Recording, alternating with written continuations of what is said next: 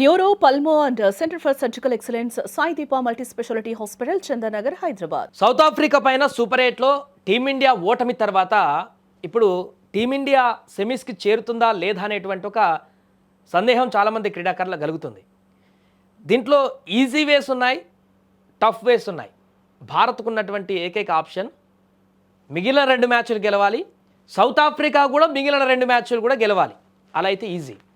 లేదా ఎంత క్లిష్టంగా మారుతుంది అని అంటే ఒకసారి మీకు చూపించేటువంటి ప్రయత్నం చేస్తాం. ఇప్పుడు సౌత్ ఆఫ్రికాకు 2 పాయింట్లు ఉన్నాయి, ఒక మ్యాచ్ ఆడింది. టీమిండియాకు 0 పాయింట్స్, ఒక మ్యాచ్ ఆడింది. వీళ్ళిద్దరు ఇంకా మ్యాచ్ ఆడలేదు. సౌత్ ఆఫ్రికా జింబాబ్వే మీద, వెస్టిండీస్ మీద కూడా గెలిస్తే ఇబ్బంది లేదు. నేరుగా 6 పాయింట్స్తో టాపర్గా ఉంటుంది ఆ గ్రూప్లో. వీళ్ళు ఈ రెండింటి మీద ఓడిపోయారు కాబట్టి 0-0 మీద ఉంటారు. ఇండియా ఒకటి ఓడిపోయింది కాబట్టి 0 ఉంది. ఇండియా నెక్స్ట్ వీరిద్దరితో ఆడేటువంటి 2 మ్యాచ్ల్లో కనుక పక్కాగా గెలిచింది అనుకోండి, 4 పాయింట్లు, టేబుల్ సెకండ్ టాపర్గా ఉంటుంది. ఎలాంటి ఇబ్బంది, నెట్ రన్ రేట్ అవసరం లేదు, ఏది అవసరం లేదు, సింపుల్గా సెమీస్కి వెళ్ళిపోతుంది. ఇది కాకుండా సౌత్ ఆఫ్రికా మన మీద గెలిచింది, జింబాబ్వే మీద కానీ వెస్టిండీస్ మీద కానీ ఏదైనా ఒక మ్యాచ్ మీద ఓడిపోయిందో అనుకోండి, ఇక చూడండి ఎంత పెద్ద సినిమా ఉంటుందో. ఇక సౌత్ ఆఫ్రికాకి 4 పాయింట్లు ఉంటాయి, నెట్ రన్ రేటు 3.8 ఉంది ఆల్రెడీ. ఇప్పుడు కొంచెం తగ్గొచ్చు ఓడిపోతే అటో ఇటుగా, బట్ మంచి రన్ రేటే ఉంది. సౌత్ ఆఫ్రికాకి 4 పాయింట్లు ఉంటాయి. ఇది రెండో ఆప్షన్ కింద చెప్తున్నాం. మొదటి ఆప్షన్లో భారత్కి ఈజీగా క్లియర్గా ఉంది. వెస్టిండీస్ మీద సౌత్ ఆఫ్రికా ఓడిపోతే 4 పాయింట్లు ఉంటాయి, జింబాబ్వే మీద గెలిస్తే పూర్తిగా షెడ్యూల్ అయిపోతుంది దాన్ని. అప్పుడు ఇండియా తప్పకుండా ఈ రెండింటి మీద గెలవాలి, జింబాబ్వే మీద, వెస్టిండీస్ మీద. అప్పుడేమైతే మనకు కూడా 4 పాయింట్లు ఇక్కడ ఉంటాయి. మిగిలిన ఆప్షన్ ఇదే, ఇక 2 గెలవాల్సిందే తప్పదిగా. సెమీస్ పోవాలంటే మనది ఫిక్స్, టీమిండియా ఈ రెండింటికి గెలవాల్సిందే, వేరే ఆప్షన్ లేదు. ఓడిపోతే కథం. ఇప్పుడు వెస్టిండీస్ సౌత్ ఆఫ్రికా మీద గెలిచింది కదా, జింబాబ్వే మీద కూడా గెలిస్తే 4 పాయింట్లు వాళ్ళకు కూడా వస్తాయి వెస్టిండీస్కి. ఇక చూడండి అసలు కథ ఇక్కడ ఉంటుంది.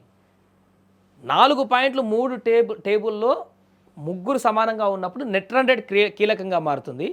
నెట్ రన్ రేట్లో సౌత్ ఆఫ్రికా సేఫ్లో ఉంది. వెస్టిండీస్ ఇప్పుడు నెక్స్ట్ టీంలతో ఎట్లా ఆడుతుందో దాన్ని బట్టి నెట్ రన్ రేట్ అని వస్తుంది. ఇన్ కేస్ వెస్టిండీస్ కొంచెం అగ్రెసివ్గా ఆడి వాళ్ళ నెట్ రన్ రేట్లోకి వెళ్తే మన 4 పరుగులన్నా కూడా ఇక్కడ నిష్క్రమించేటువంటి అవకాశం ఉంటుంది. ఈ రెండింటి మీద మనమే అగ్రెసివ్గా ఆడి మంచి రన్ రేట్ ఉంటే మనం సెమీస్కి వెళ్ళేటువంటి అవకాశం ఉంటుంది. రెండో ఆప్షన్లో ఊహించినటువంటి ఇంకొక ట్విస్ట్ కూడా ఉంటుంది దీంట్లో. క్రికెట్లో ఎప్పుడు అంచనా వేయలేం కదా. సౌత్ ఆఫ్రికా మన మీద గెలిచింది 2 పాయింట్లతోటి, వెస్టిండీస్ మీద ఓడిపోయింది అనుకోండి, 4 పాయింట్లు. జింబాబ్వే మీద గెలుస్తుంది ఎట్లాగనుకుంటే 4 పాయింట్లు.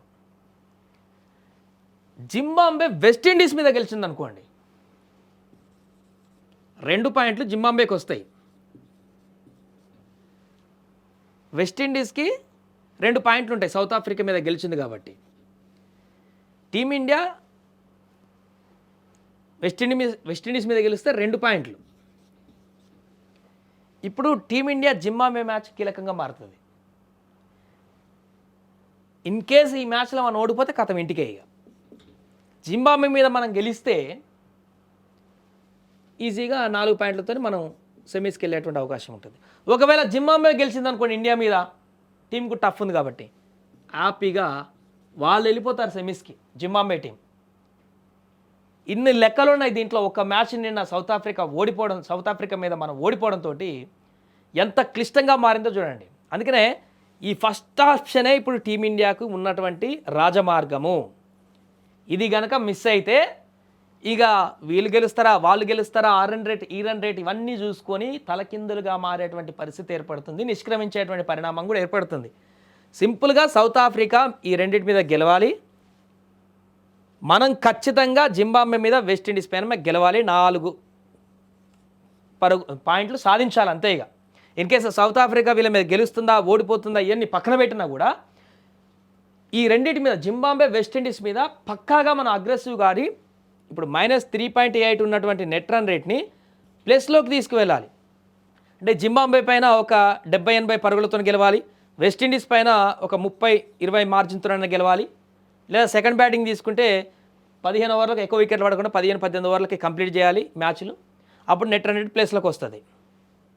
అప్పుడు 4 పాయింట్లు మనం సేఫ్లో ఉన్నాం కాబట్టి ఇంకేం తలకిందులైనా కూడా సౌత్ ఆఫ్రికా ఈ రెండింటి మీద ఒకటి ఓడిపోయిన 4 పాయింట్లు వస్తాయి, ఇంకా వీళ్ళు కొట్టుకున్న 4 పాయింట్లు వచ్చినా కూడా నెట్ రన్ రేట్లో కొంత సేఫ్గా ముందుంటాం మనం. ఇక అదంతా వద్దు అని అనుకుంటే సౌత్ ఆఫ్రికా ఖచ్చితంగా జింబాబ్వే మీద వెస్టిండీస్ మీద గెలవాలి, మనం సైలెంట్గా ఈ జింబాబ్వే మీద వెస్టిండీస్ మీద గెలవాలి కంపల్సరీ. అంతే, ఇక నెట్ రన్ రేట్ అవసరం లేదు, ఏం లేదు, 4 పాయింట్తో వెళ్ళిపోవాలంటే ఇది జరగాలి. సరే, మన మీద మనకు నమ్మకం ఉంది కాబట్టి మనం ఖచ్చితంగా గెలవాలని చెప్తాం కాబట్టి జింబాబ్వే వెస్టిండీస్ మనం గెలిస్తే 4 పాయింట్లు.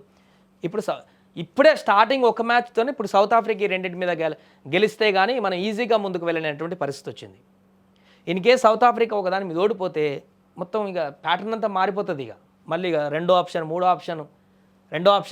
4 పాయింట్లతో 3 జట్లు ఉంటాయి. ఇది కూడా కాదంటే రేస్లోకి జింబాబ్వే కూడా వస్తుంది 3వ ఆప్షన్లో, ఇంత టైట్ చేయగలిగితే. ఏదేమైనా ఒక్క మ్యాచ్ ఓడిపోవడంతో సౌత్ ఆఫ్రికా మీద టీమిండియా సూపర్ 8లో చూడండి ఎంత దారుణమైనటువంటి పరిణామాలు ఏర్పడుతున్నాయో. ఒకటే ఆప్షన్, మిగిలిన 2 మ్యాచ్లు టీమిండియా అద్భుతంగా బ్యాటింగ్ చేసి బౌలింగ్ చేసి గెలవాల్సిందే ఎక్కువ మార్జిన్ తోటి. లేదు అని తడబడారా కథం, సూపర్ 8తోనే వెనక్కి వచ్చేటువంటి ఆప్షన్ ఉంటుంది. ఇవన్నీ రేర్గా జరుగుతుంటాయి ఈ ఫీట్లు. ఇదే మనకున్న రాజమార్గం.